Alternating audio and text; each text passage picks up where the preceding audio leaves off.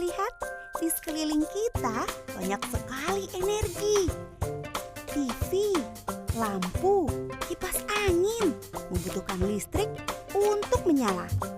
Ibu juga membutuhkan gas untuk memasak. Mobil dan motor juga membutuhkan bensin untuk dapat bergerak. Sepeda juga membutuhkan energi untuk bisa bergerak.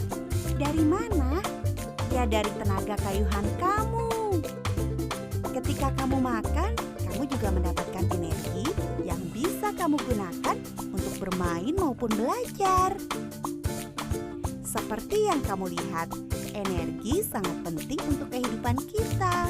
Tapi tahukah kamu bahwa hampir semua sumber energi yang kita gunakan sekarang didapat dari bahan bakar fosil seperti batu bara, minyak bumi, dan gas alam. Jutaan tahun yang lalu, bahkan sebelum dinosaurus ada, di bumi terdapat makhluk hidup. Mereka menyerap sinar matahari dan menghasilkan energi lewat fotosintesis. Ketika mati, lalu mereka tertimbun ke dasar laut dan energi tersebut masih tersimpan di dalam jasad mereka. Jutaan tahun kemudian, energi dari sinilah yang kita pakai saat ini dalam bentuk batu bara, minyak bumi, dan gas alam. Pemakaian bahan bakar fosil ini punya dampak buruk bagi bumi kita karena akan menghasilkan polusi yang dapat mencemari udara, air, dan tanah kita. Dan juga membuat bumi kita semakin panas. Berita terburuknya, bahan bakar fosil ini jumlahnya sangat terbatas. Sehingga kalau kita gunakan terus-menerus akan habis suatu saat. Menyeramkan bukan? Untungnya sekarang sudah ada yang namanya sumber energi terbarukan, yaitu sumber energi yang tersedia dari alam dan dalam jangka waktu yang relatif panjang. Sehingga kita tidak perlu khawatir akan kehabisan. Yuk kita kenali sumber energi ini satu persatu. Energi surya. Tahukah kamu, ternyata sinar matahari selain sering digunakan ibu untuk menjemur baju, dapat kita manfaatkan sebagai sumber energi. Yuk kita lihat cara kerjanya. Pertama, panel surya akan menyerap sinar matahari. Semakin terang sinar matahari, semakin besar energi yang bisa dimanfaatkan. Lalu, sel-sel pada panel surya akan mengubah energi panas dari sinar matahari menjadi energi listrik. Listrik tersebut dapat kita gunakan untuk menyalakan alat elektronik di rumah kita. Dengan teknologi yang ada sekarang, dua panel surya dengan ukuran masing-masing sebesar papan tulis kita di kelas dapat menghasilkan energi yang dapat memenuhi kebutuhan listrik lebih dari satu rumah. Energi angin. Angin selain bisa kita gunakan untuk bermain layangan, juga bisa kita manfaatkan menjadi sumber energi. Yuk kita lihat caranya. Pertama, angin yang tertiup kencang akan memutar baling-baling pada kincir angin. Sama seperti kita meniup baling-baling kertas.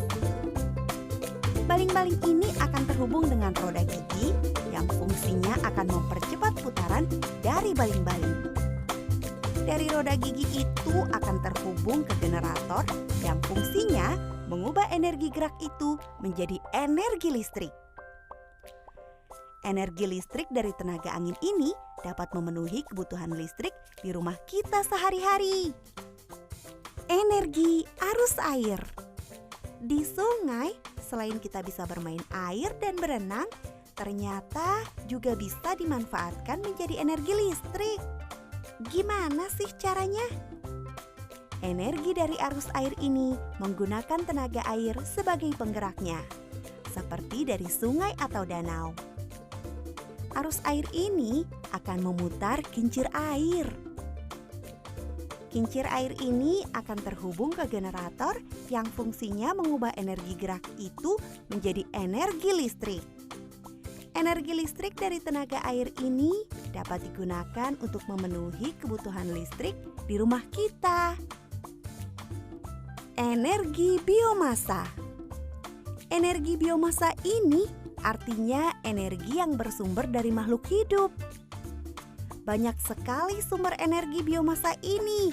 Contohnya, kotoran hewan ternak, limbah pertanian, limbah hutan, sampah sisa makanan.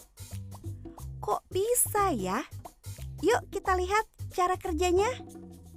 Pertama, kotoran hewan ternak, limbah pertanian, atau sampah sisa makanan tersebut dikumpulkan dalam sebuah tabung.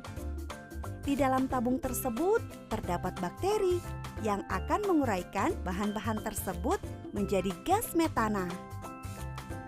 Gas metana ini akan ditampung pada tabung penyimpanan gas yang siap menjadi bahan bakar, seperti untuk memasak dengan kompor atau menjadi energi listrik yang dihasilkan lewat generator. Lalu, bahan sisa proses ini pun dapat dimanfaatkan menjadi pupuk untuk menyuburkan tanaman. Sangat bermanfaat ya. Jadi, banyak sekali kan sumber energi terbarukan di sekitar kita? Jika kita bisa memanfaatkan semua itu dengan baik, bukan tidak mungkin di masa depan kita tidak lagi bergantung dengan energi dari bahan bakar fosil. Sehingga sambil menikmati energi listrik yang dihasilkan, bumi kita pun juga akan lebih terjaga. Seru kan teman-teman? Yuk kita belajar lebih giat lagi agar di masa depan kita bisa mengelola energi-energi terbarukan ini dengan semakin baik.